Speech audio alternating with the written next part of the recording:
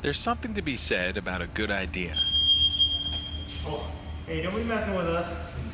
In this photo of EOD technicians from the Air Force, Army, and Marines deployed in Southwest Asia started with that one idea.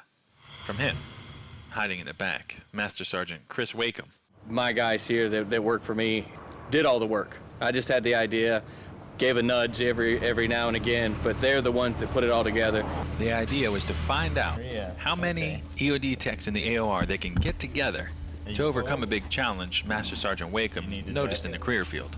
How do we capture the lessons learned from those operational experiences and pass it on to the younger generation? Hey, you guys get that X-ray ready. They tackled that challenge by building several dozen training scenarios based off the more than 200 years combined experience of the veteran EOD leaders like Gunnery Sgt. J.B. Murphy, who is the observer controller for this scenario.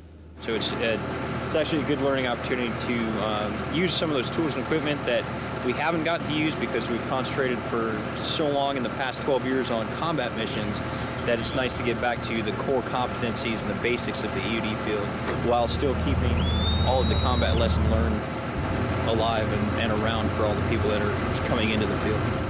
While much of the training is kept away from the camera due to the sensitivity of the missions, one in particular they couldn't pass up the opportunity to share.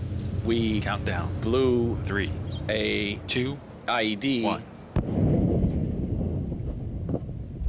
So we were able to give them the realism of doing a post-blast analysis on an actual vehicle similar to what they would see in Iraq and Afghanistan. And it all started with that one idea. Way bigger, way better than I had ever expected it to be, and it turned out to be a wonderful event, a great training event. From Southwest Asia, Staff Sgt. Richard Kaulfers.